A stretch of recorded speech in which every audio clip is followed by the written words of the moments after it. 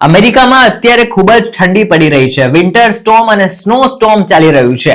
આ દરમિયાન national weather સર્વિસે અમેરિકાના પૂર્વીય ભાગોમાં કોલ્ડ વેવની ચેતવણી જારી કરી છે. ન્યુયોર્કમાં -20°F શૂન્યથી નીચે તાપમાન નોંધાયું હતું, જેની શહેર ઉપર ગંભીર અસર પડી હતી. ન્યુયોર્કની હડસન નદી પણ બરફમાં ફેરાઈ ગઈ હતી. અમેરિકન નાગરિકો શિયાળાનો માર સહન કરી રહ્યા છે. ત્યાંના હવામાન વિભાગે પણ અમેરિકાના વેધર્સને લઈને મોટું એલર્ટ જારી કર્યું છે. અમેરિકાના હવામાન વિભાગે દેશના ઘણા રાજ્યોમાં પાવરફુલ વિન્ટર સ્ટોર્મને લઈને ચેતવણી જારી કરી છે.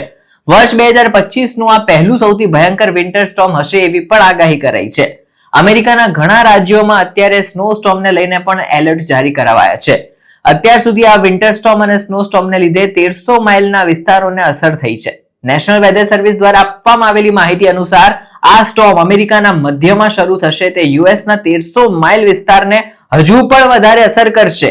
ત્યાં ભારે વરસાદ પડશે, ખતરનાક હિમવર્ષા, બરફનો વરસાદ થશે અને તોફાનની પણ સંભાવના છે. આગામી દિવસોમાં તે ધીમે ધીમે પૂર્વ તરફ આગળ વધશે અને થોડા દિવસો પછી આર્કટિક વિન્ડની અસરને કારણે અમેરિકાના પૂર્વ ભાગમાં તાપમાનમાં મોટો ઘટાડો થઈ જશે. સ્નો સ્ટોર્મને લઈને હવામાન વિભાગ એલર્ટ એવું કહેવામાં આવી રહ્યું છે કે આ વાવાઝોડાની અસર દેશના 6 કરોડથી વધુ લોકો ઉપર જોવા મળી શકે છે, જેઓ આ વાવાઝોડાની સીધી અસર કરશે. સ્નો સ્ટોર્મને લઈને હવામાન વિભાગ પહેલાથી જ એલર્ટ થઈ ગયું છે. દેશના ઉત્તર પશ્ચિમમાં રોકી પર્વતોમાં સ્થિત મોન્ટાના, ડેલાવેર, મેરીલેન્ડ અને વર્જિનિયાના દરિયાકાંઠાના રાજ્યોમાં આ તોફાનને લઈને એલર્ટ જારી કરી દેવામાં આવ્યું છે. એટલે કે આગામી સપ્તાહમાં અમેરિકામાં ભારે ઠંડી પડી શકે છે. એટલું જ નહીં, વિન્ટર સ્ટોર્મની અસરને લીધે સામાન્ય લોકોના જનજીવન ઉપર પણ આની અસર થશે.